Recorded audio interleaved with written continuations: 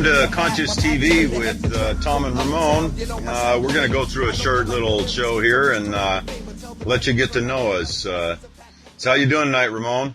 I'm doing pretty good. This is going to be the unofficial first show. So we're going to let you know more about ourselves. And I guess I'll start, right? Yeah, so I guess we ought to let them know basically who we are, where we're from, what brought us here, why in the hell are we doing this? Very good question. Yeah. Well, let's see. I was born and raised in New York, and I moved to Japan about 3 months ago. And I would say the first thing that brought me into this, before the whole radio show years ago, I was really, how can I say, I had a teacher when I was about in the 4th grade who started teaching us meditation. She started teaching us about the whole blue pearl in front of our head, right where the third eye is. She didn't call it third eye. This is back in the 1980s, maybe 87 or so. Was this public school? Yeah. Really? It was actually looking back at it, it's very surprising because she used to come in right after lunch, and I guess the other teacher was into meditation as well, and they would have us do about 20 minutes of meditation, and a lot of the kids really got into it. I mean, we're all about 9 to 10 years old. The oldest would probably be 11. And she would have us do this breathing where we would float on the cloud and then have the sun energize us up and then to focus on this blue pearl. And I started practicing that, but then after a while, after leaving that class and moving into the 5th grade, I kind of stopped. And then I would say the good slap in the face that brought me back into meditation. Well, it wasn't more of a slap in the face, more like a knee to the jaw. I had gotten in trouble with the law when I was 16, and I saw myself, I saw 2 paths in front of me, and one was going down a really dark road. I guess the path I was on already, and that really woke me up, and I started reading books on meditation and astral projection and really practicing. By the time I was around 20 years old, 20 to 21, one day I'm listening to some people talking and I see a shadow behind them, but not so much a dark shadow, but a white shadow. And I'm thinking, okay, maybe the wall painted behind is brighter there, and then, outside of her it's not. And then when she moved, it moved with her, and I was like, what is that? So I did some investigating and found out that was the beginning of seeing auras. Even though at this date and time I still don't see auras, but my family was always really big into dreams, and I would have these really crazy dreams of having out-of-body experiences. And I wasn't really sure, so I kept reading and reading. And by the time 2007 came up, I found out more about these things. But what really hit me was a girl I used to work with. She shows me the UFO Haiti, the UFO flying over Haiti. And all of a sudden, something clicked on, and I just started looking up more UFOs. And then that's when I found stuff like James Gilliland, and I was like, well, I need to go there. Huh. And through looking up, I found Brooks Agnew and the whole Inner Earth thing, and other people, just a lot of different people that started opening me up. And when I finally had a chance to go, the first time I went was the summer of 2009, which was 2 years ago.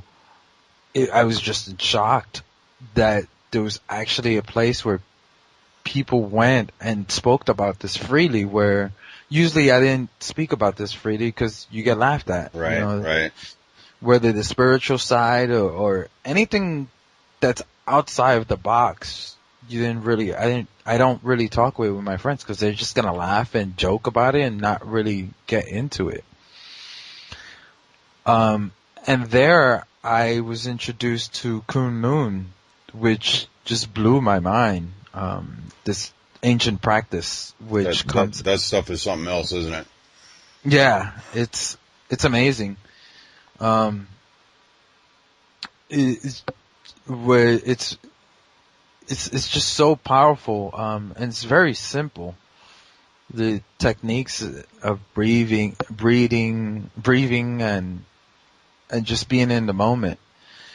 But yeah, and then I was like, okay, there has to be more I can do. I'm meeting all these great people who are into this, and there's more. So I started looking around, like how to do an internet show, and I'm reading the web, and I'm asking different people, and then finally I asked Tom, and Tom was like, I've been thinking about doing that, and it just clicked perfectly. And then there, I think we were actually probably looking at the same thing at the same time because I went through the same thing when I started looking about this stuff. I was like, I started going to all these different internet radio sites and checking out what their, what kind of programming they had and what it took to be a host. And I wouldn't be surprised if the couple months before we got together, we were both doing the same thing. Yeah. But the amazing part is how fast it just all came together. I mean, thanks to Brooks Agnew, when we were asking him, how do we go about doing this? He just said, hey, why don't you get on BBS Radio? It was, so there's the universe and everybody who helped us with this is just all worked out together perfectly. Yeah.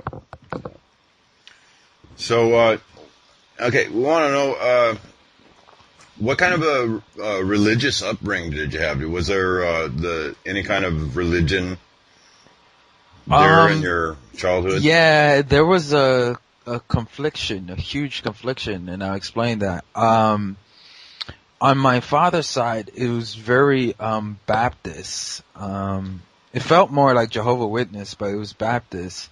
In that everything outside of the box was wrong. And if you were I remember my brother would get in trouble because he was really big into breakdancing in the early 80s, and that's the dance of the devil. Oh, geez. As my grandmother used to say. But then on my mother's side, it was a lot freer. They were Catholic, but in most Latin American families, under Catholicism, you have the indigenous or African religions. In Dominican Republic, it's very big what they call palo and santeria, and that's on my mom's side. So she was more into the whole tarot card reading, and she was actually really good until she got kind of lazy with it. But that brought me into looking to dreams more, and she taught me how to cleanse an apartment and how to constantly cleanse yourself of bad influences. That's Santeria stuff? Yes, which is basically it's based out of the religion Yoruba, which comes from West Africa. And when the slaves came over to Dominican Republic, the Spaniards didn't allow them to practice their religion, so they had to hide it under Catholicism. So each saint in Catholicism is one of the deities of Yoruba. Right. And hence how Santeria was born. The word Santeria itself means saint, and the Santeria is usually added in Spanish words of doing something. So it's the worship of saints, basically, what it means. So kind of enough of myself. How did you get into this, Tom? Well, for me it started, well, I've been on the quote unquote path to awakening, enlightenment, whatever you want to call it, for coming up on 23 years now. I grew the majority of my life. I'm 49 now, and the majority of my life, whenever spirituality or religion or any of that stuff was brought up, my patent response was, religion was created to control the masses. That was my response. Done. Period. That's it. Looking back, when it really started, when I was like 5 years old, I had an out of body experience. Looking back on it, I understand what it was now. But it's kind of a long story, but I'll try to cut this short. But basically, I flew through the skies in Phoenix, Arizona, and when I was returning to my body, I saw people walking on the street, and everybody was covered with. At 5 years old, I termed it as warts. I said everybody was covered with warts, and it just absolutely terrified me. And I went back into my body, and from the age of 5 to the age of 29, I don't recall having one dream. And when I was 20, I guess I was about 27 when I started having just bizarre, mystical, magical, spiritual